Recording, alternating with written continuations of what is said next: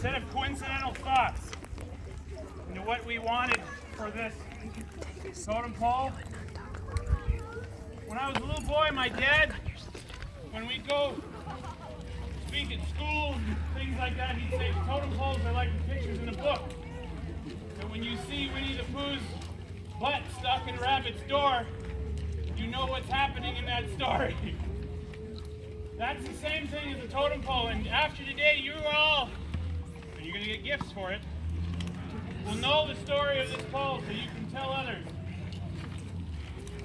It's very important to me and Clifton and I, and this totem pole, the description is going to start from the bottom. The first thing I'd like everyone to help me with for the rest of our lives is that low man on the totem pole is not an accurate measurement. Totem poles are not ranked from top to bottom, and often the bottom figure is the most important. In this case, that couldn't be more true. The bottom of this totem pole has our language on it. Our language is what makes us what we are. Literally the word, Simchien, that's our language. The words say, and this is what is in your programs, it's what you see on the back of the carrier shirts.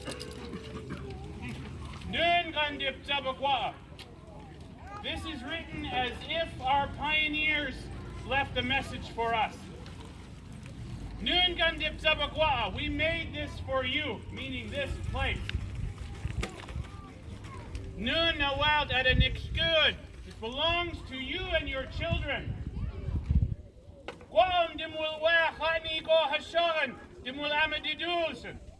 Everything you need to live a good life is here. Dimsum amaniz, take care of it. Amaniz and siliged, take care of each other. Gilks amaniska, take care of yourself. I firmly believe that was in the hearts of our great-grandparents, to prepare a place for us and a future for our people. And it's the first thing on this going up that is our responsibility to impart into the generations to come. The next group are these three figures, the man and two women.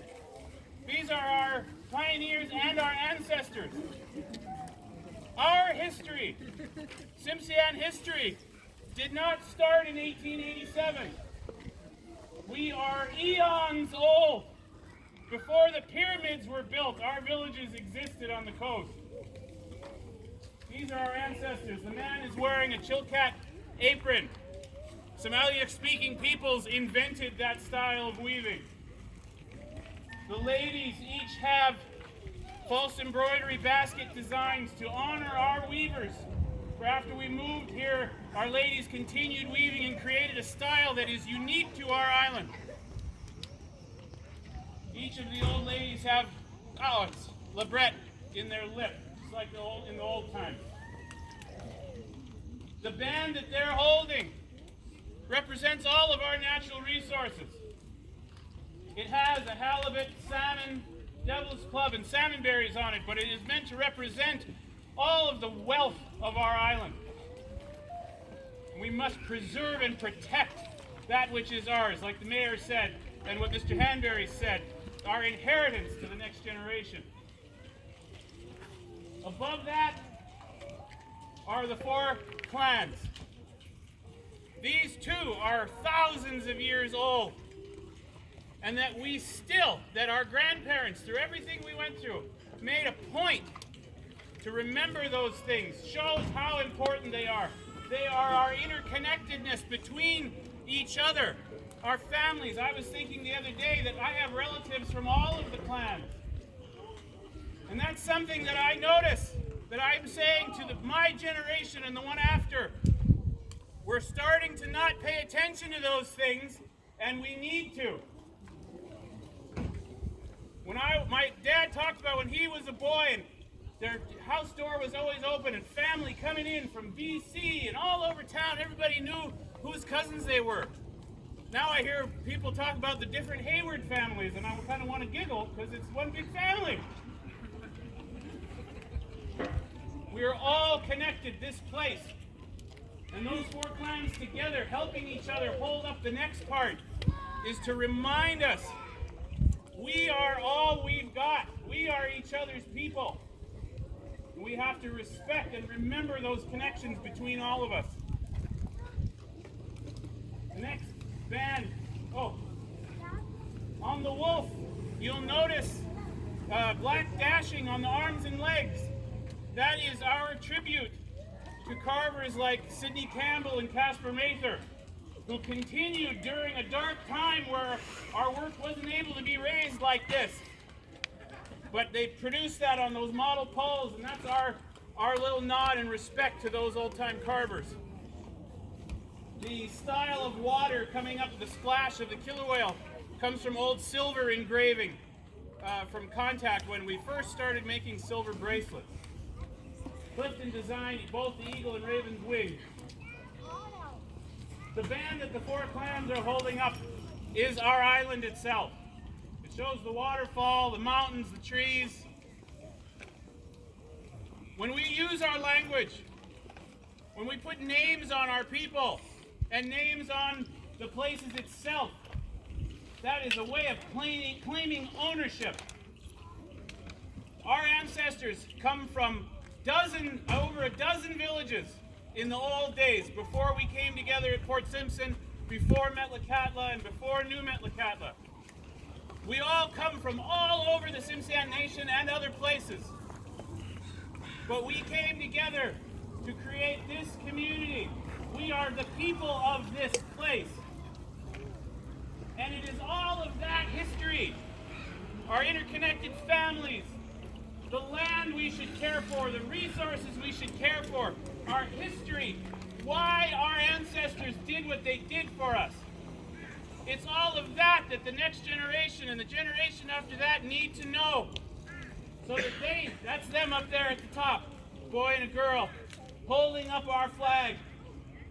It's that strength of knowing who they are and where they come from that will make a beautiful future for our people. That's what this totem pole is for. So the kids who come to this place can see this on the way in and know that that's theirs. And this is theirs. If we could all start thinking that way every day, things would be better. Why what? I'd like to hand it over to Clifton.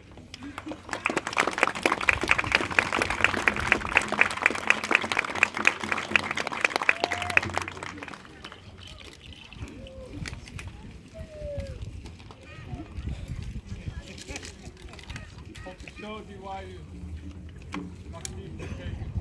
Metlakatla table flat. That Metlakatla table flat. Good afternoon. My name is Clifton. It's Mootk, so or you guys all know me as Clifton Guthrie. I'm of the Eagle clan of Metlakatla. I live here. I'm Tsimshian. That's what I said in Tsunami.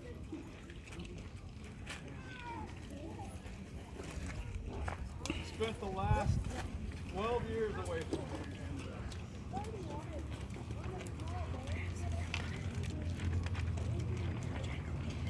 This is how I envision coming back home. I've always, since growing up since I was a little kid, going to my pop's house, and I used to sneak and play with these little model bowls. They had some of that nails in them and stuff.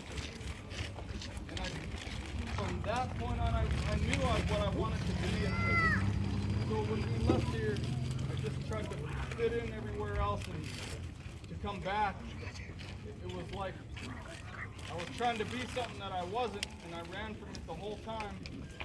And to carve all that time and to come back, it's really special to carve with my friend. And so that's a little off topic here.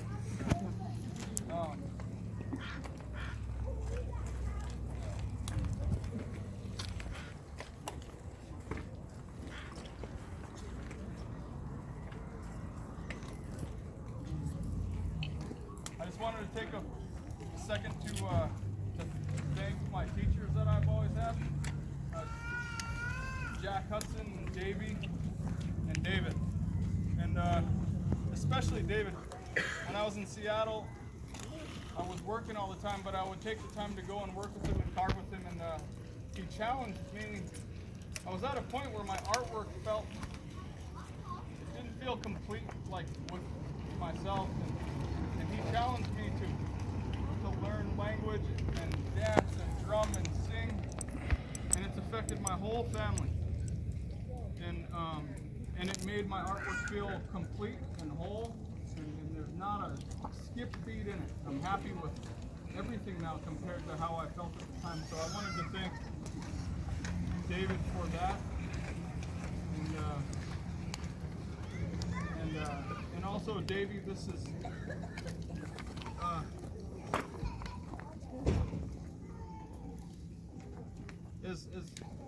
as Terry said, I had my sketch and Davey had his sketch, and man, he is probably the most exceptional, creative, innovative artist from all angles I've ever been around, and it's been a real learning experience for me to work with both of them, and I'm happy to call them my friends, and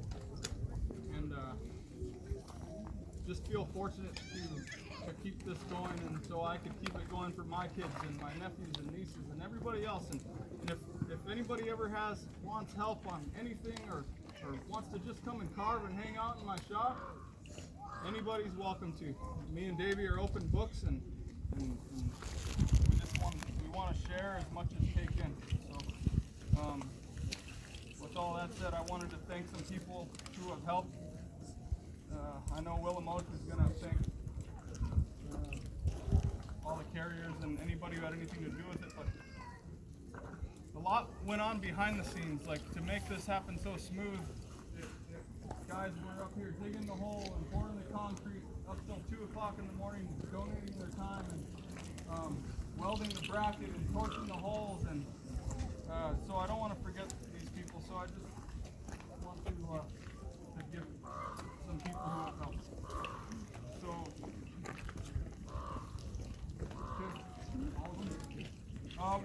would like to call Harry and Spencer up for the concrete work and setting the post.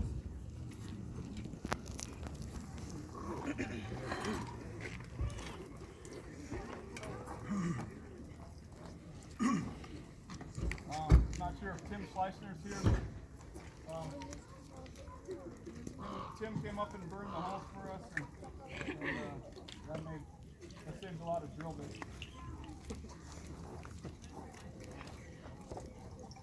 Tyson Hayward welded the bracket, and man, he did an amazing job on that. He didn't have to babysit him one day. He came in, drew up his own plans, and did the whole thing, and he did an awesome job. I would like to call up my sister-in-law Jamie and Rick, and for Jamie watches my kids every single day, and we all know how taxing that can get at. Wow, we have 4, 5, 6 kids in the house, and they let me carve till late at night. And Rick for helping, and also helping bring up all the scaffold and anything we need up here.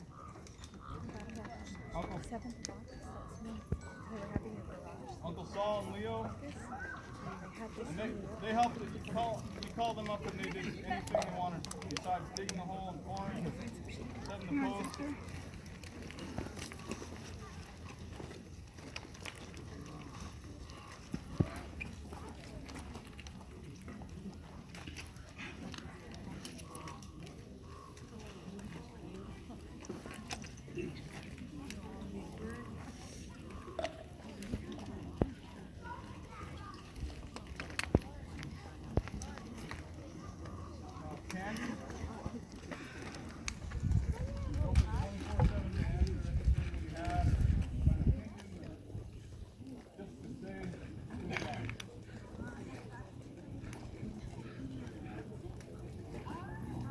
This gift for my dad.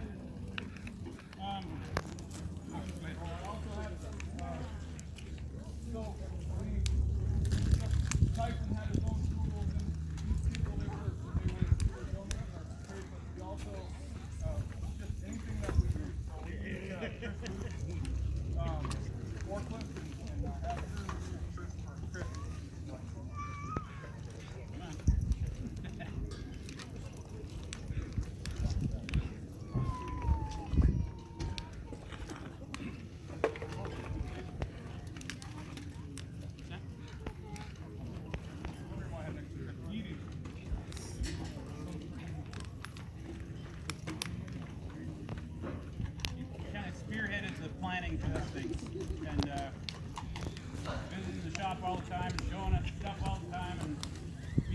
proper kind of bother, the good kind, and we're very appreciative.